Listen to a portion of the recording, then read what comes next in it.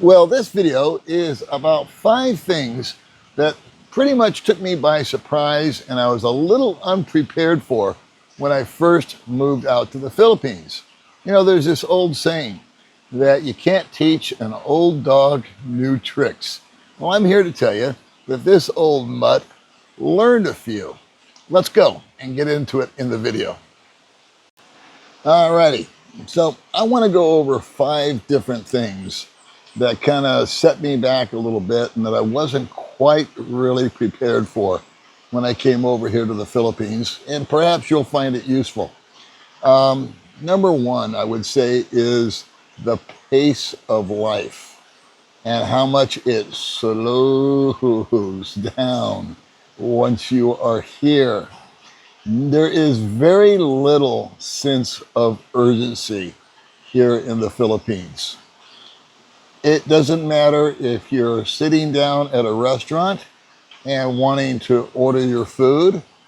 It doesn't matter if you are trying to get something, heaven forbid, done with the bureaucracy out here. You'll find yourself wanting to get on a ferry, perhaps, and take a trip to another island. And you will find just how slow, not the ferry is, but the process is just to get on the ferry.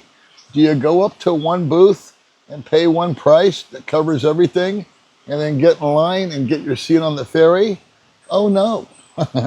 First, you've got to check in with this window, might be the Coast Guard, and then you need to pay a port fee, and then an entry fee, and then some other kind of tax. And you may have to go to 2, 3, 4 different windows before you're finally cool for school. And guess what?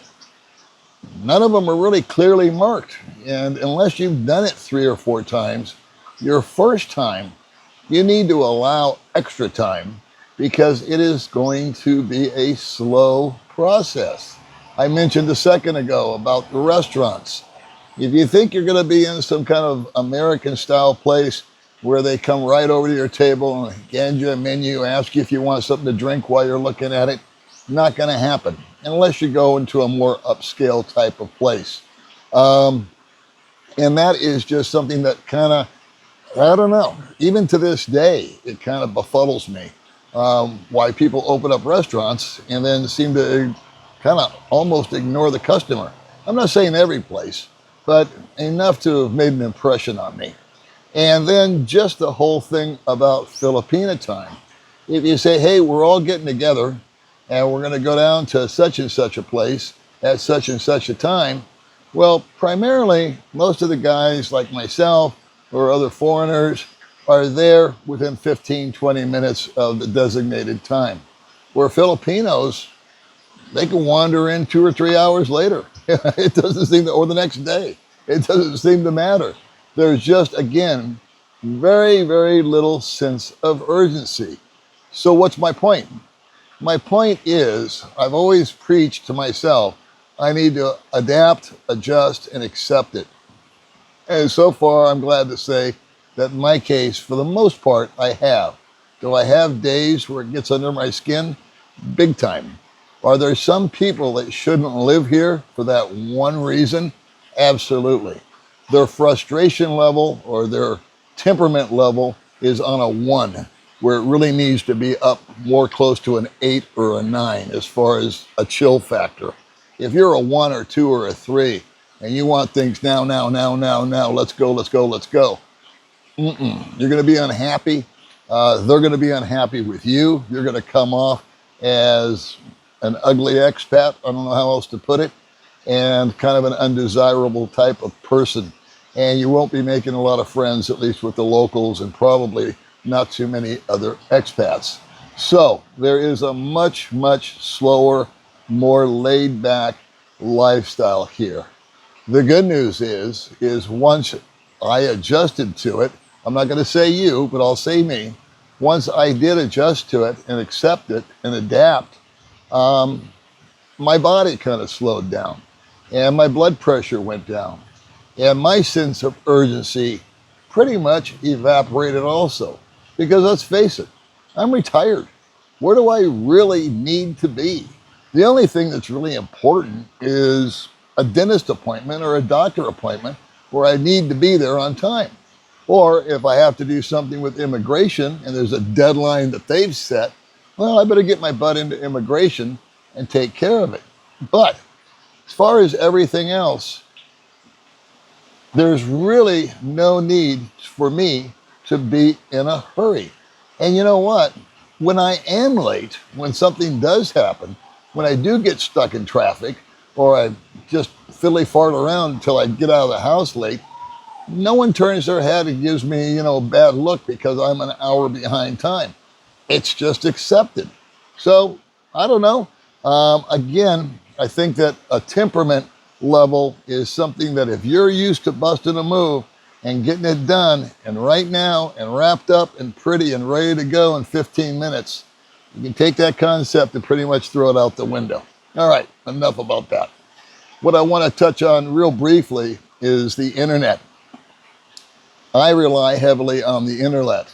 I think a lot of people rely heavily on the internet.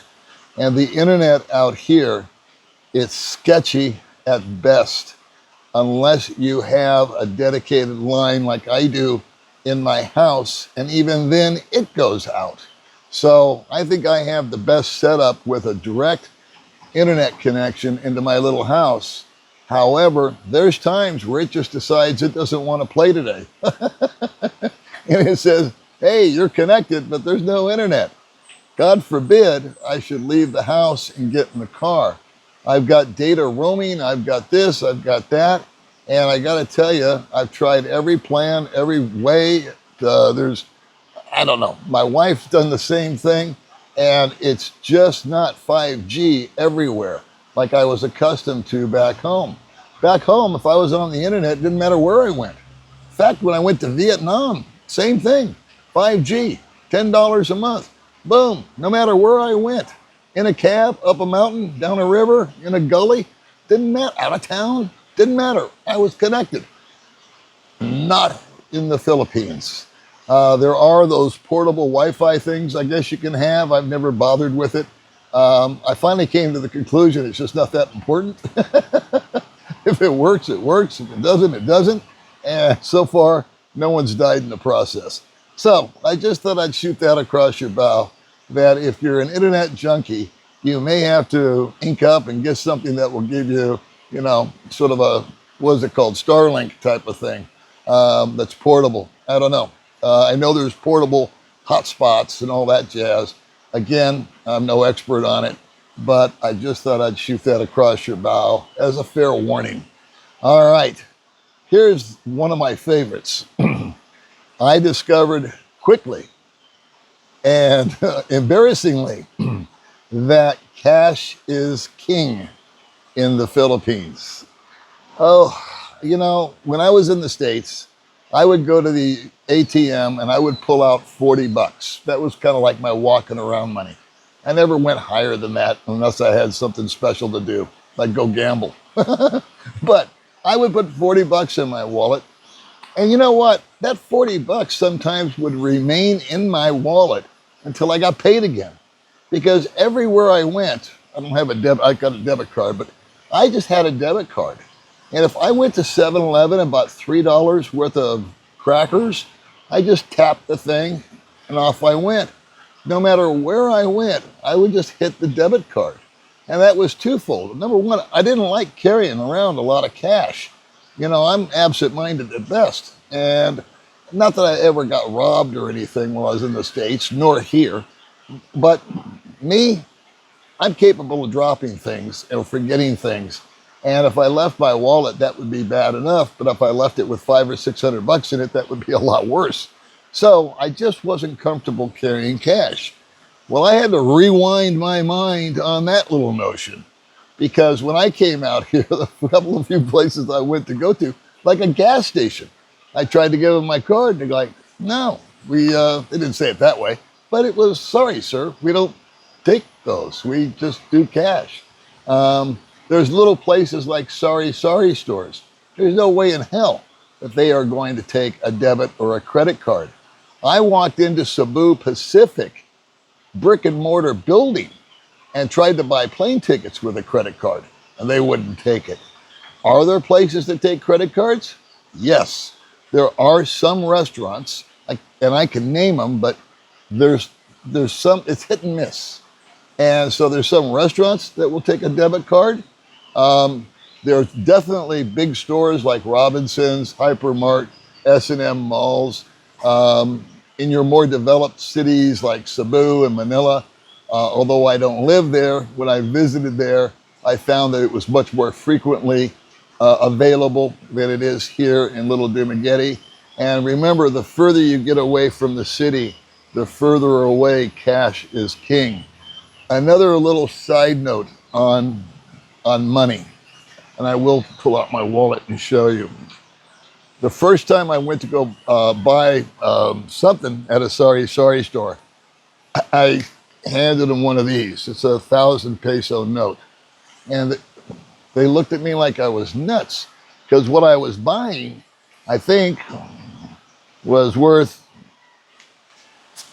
100 pesos or less. And I thought to myself, well, this at the time is only worth 20 bucks. You mean to tell me you don't have change for 20 bucks? Well, I got news for you. They don't.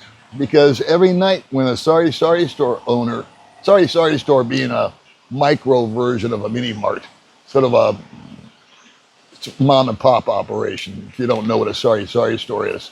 Okay, so you try to flip 1,000 on them, first thing in the morning especially, it ain't gonna happen. And even if you wait until they close at 5 o'clock or whatever, they aren't gonna have it.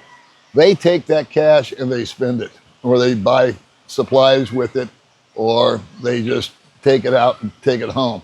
There's no such thing as an opening drawer.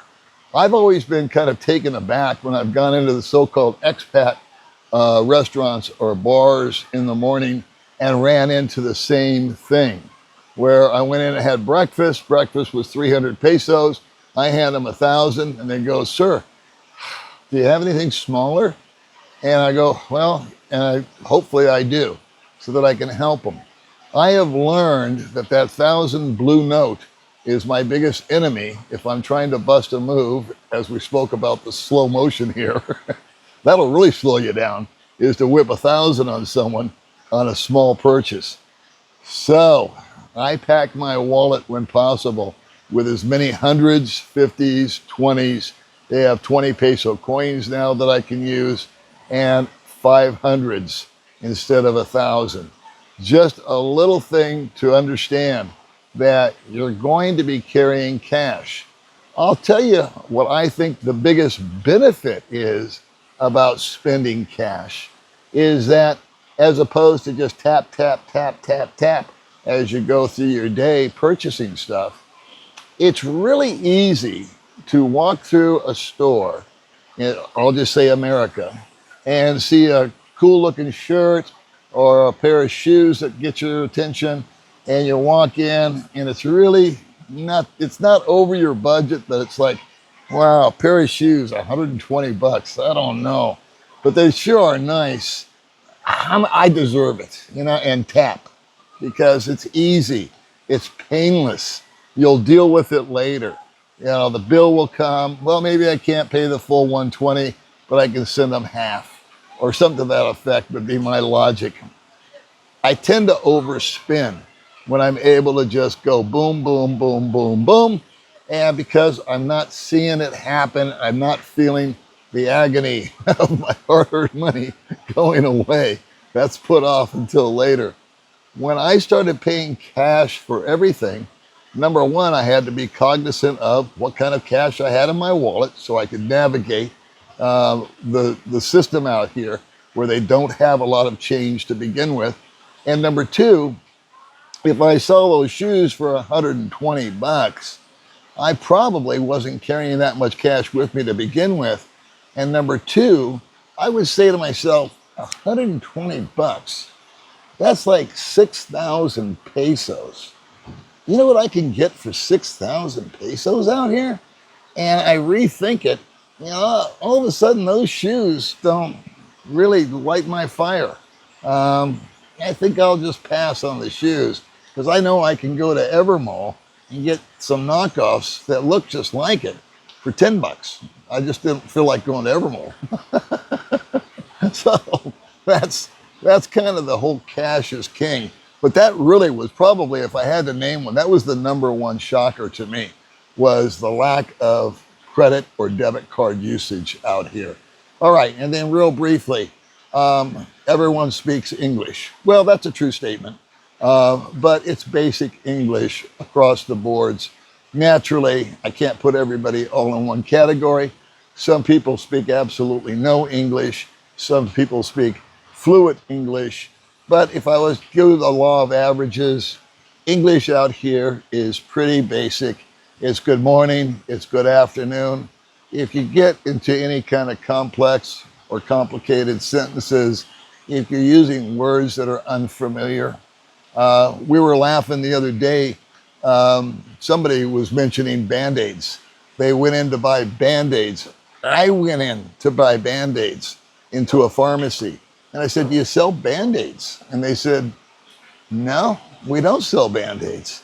And then I looked at the shelf, and there it was. It was a box. It said bandages on it. But they call them plasters. It's a band, and right on the box says Band-Aid. But that's not what they're called. They're called a plaster.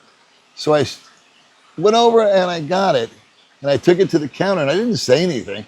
I said, well, this is, and the lady goes, oh, you want a plaster? And I said, yeah. I wanted to say, see, it says bandages, but then I would have been a dick, and I didn't want to be that way. So I just bought my bandages, and I moved on with my day. Sarcasm, forget it. And on the English, everything out here is taken literally. I could waterboard you with examples, but I won't. Just try not to be too, I try not to be too sarcastic or make a joke that goes over someone's head. I have to realize, even with my wife especially, I can hurt someone's feelings by making a joke, and I've done it a number of times unintentionally by just saying the wrong thing, and it's taken the wrong way. I know how it is to another American, but I needed to learn to really tone it down when I'm dealing with the locals, so that I'm not, number one, confusing them, and number two, offending them or causing them to lose face. So English is spoken out here. By all means, you can navigate. But again, kind of like the cash, the further you get away from the cities and the further you get into the province areas, it diminishes and diminishes and diminishes. My wife, a perfect example. You go up to her place where she grew up, they don't understand a word I say when I first met her family. Not one. And that's my bad. I actually think that for me to be a good expat, I should have learned the language out here so that I fit in and I wasn't draining them. My biggest regret, not my biggest regret, but one of my life regrets is that I'm just not good at language. I tried Spanish in school, French in school. They all told me to go take wood shop instead. That's the true story. My French teacher, after 2 days, she goes, Paul, this is an elective and the wood shop's got a spot open. I think you should go get that. So I did. So I made my mom a wood ashtray. Anyway, last but not least is I kind of split on this. I wanted to talk about typhoons, and I wanted to talk about noise. So I think I'm going to pick noise. Noise is something that I had to accustom myself to, or get accustomed to, I apologize, that it's a constant. I don't know where to go in the Philippines where I could sit and meditate without being interrupted by any kind of noise, be it an animal noise, a human noise. I've been out in some of the most remote places on my little island here, driving for over an hour up a mountain somewhere, off the trail, off the beaten path, if you will. And guess what? There's a chainsaw going somewhere in the distance. Some guy, I can't see him, I don't know where he is, but there's a chainsaw. And so in front of my house, every day there's bikes going up and down the road. mufflers off.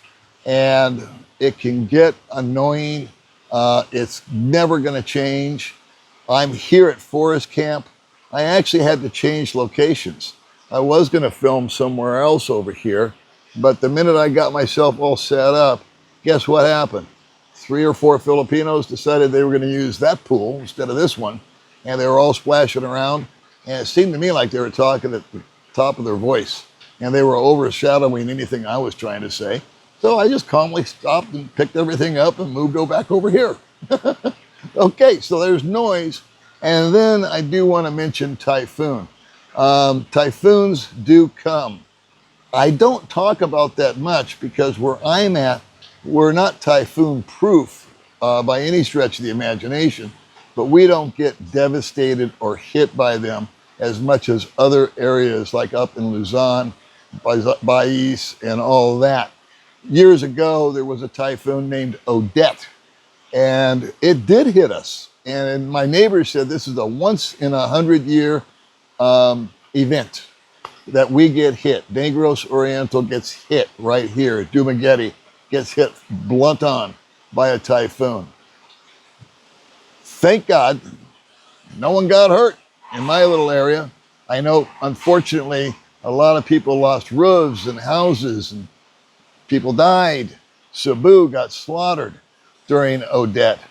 No one died, to my knowledge, in Dumaguete or the surrounding areas during that typhoon, Odette. I think that was about 3-4 years ago during Christmas, 15th of December. I remember that distinctly.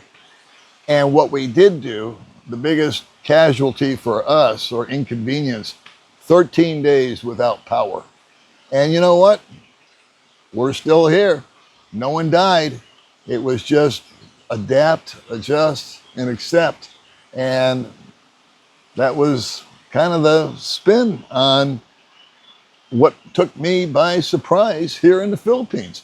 So, all right, so those are 5, maybe 5.5 reasons, I guess, as to, or not reasons, but things that I really wasn't that aware of prior to coming out here. And maybe this made you aware of that. All right, I'll see you guys in the next video.